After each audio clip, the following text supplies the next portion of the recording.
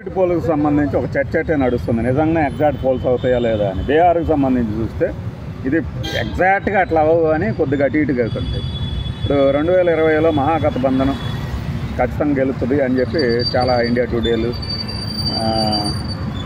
Times Now, C Voter, TV9 ఇవన్నీ చెప్పుకోవచ్చు. చూస్తే ఎన్డీఏ గెలిచింది. 2015లో బొటాబొటీ మెజారిటీతో వస్తుంది మహాగఠబంధన్, ఎన్డీఏకి బాగా పోటీ ఇస్తుంది, ఎన్డీఏ కూడా బాగా పోటీ ఇస్తుంది అన్నారు 2015లో. చూస్తే 168 178 సీట్లు వచ్చినాయి ఇది మహాగఠబంధన్కి. అప్పట్లో ఆర్జేడీ కూడా ఉంది, అందులో 58 ఎన్డీఏకి వచ్చింది. ఇప్పుడు దాదాపుగా అన్ని సర్వేలు ఏంటంటే ఎన్డీఏనే గెలుస్తుంది అన్నట్టు చెప్తున్నాయి కదా బీహార్లో. అది జరుగుద్దా లేదా అనేది ఒక చర్చ జరుగుతుంది. ఇంకొకటి ఏంటంటే జూబ్లీ హిల్స్కి సంబంధించి కేకే సర్వే 3 పోల్ ఇచ్చింది. ఎగ్జిట్ పోల్లో కూడా బీఆర్ఎస్ఏ గెలుస్తుందని పర్సంటేజ్ పరంగా ఇచ్చారు. ఆయన ధైర్యం ఏంది, ఎన్నికలు ఇప్పుడు వెంటనే ఇస్తే అది ఓకే, రిజల్ట్ రాబోతుంది అన్నప్పుడు తెలిసేలాగా చేయటం అదే రిస్కీ ప్రాసెస్ అన్నమాట. దాంతోపాటే కేకే సర్వేతో పాటు NFO ఏంటో మరి నాకు పూర్తి పేరు తెలీదు, NFO అనే కంపెనీ కూడా లేదంటే సంస్థ కూడా జూబ్లీ హిల్స్లో బీఆర్ఎస్ఏ గెలుస్తుందని అంచనా వేసింది. ఇంత వాళ్ళందరేమో కాంగ్రెస్ గెలుస్తుందని ఇచ్చారు, వీళ్ళిద్దరేమో ఇలా ఇచ్చారు. రేపొద్దున పొరపాటున వీళ్ళు చెప్పింది పొరపాటు, నేను ఎందుకు అనాలి, మనం ఏ పార్టీ కాదు కదా ఇంతవరకు. ఇక్కడ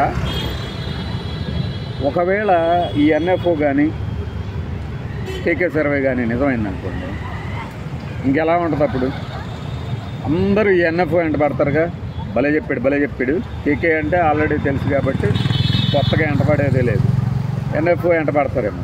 అసలు మీరు ఎలా చేశారు, ఖచ్చితంగా ఎలా అంచనా వేయగలిగారని. అప్పట్లోనేమో ఆరామస్తాను, దాని తర్వాత కేకే, ఇప్పుడు ఈయన అవుతారని అనిపించింది. జూబ్లీ హిల్స్కి సంబంధించి నిజంగా ఒకవేళ బీఆర్ఎస్ గెలిస్తే వీళ్ళ పరిస్థితి ఏంది?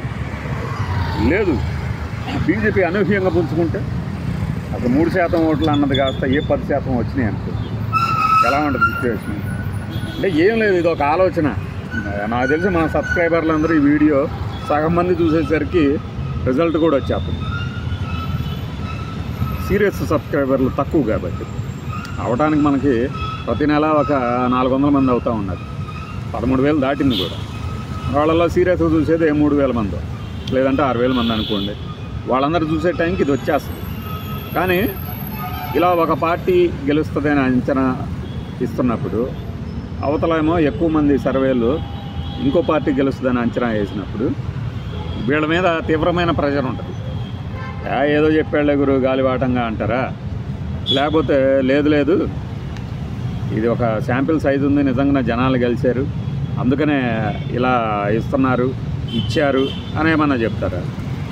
అయితే ఎగ్జిట్ పోల్స్ తర్వాత అసలు క్రెడిబిలిటీ ఎక్కడ దెబ్బతింటుంది అంటే వీళ్ళందరిది, ఇదిగో మేము చెప్పాము, ఇది ఇలా జరిగింది, తప్పు జరిగింది, మేము చెప్పినవి నిజం కాలేదు అని ఒక మాట చెప్పగలిగితే బయటకు వచ్చి హుందాగా ఉంటుంది.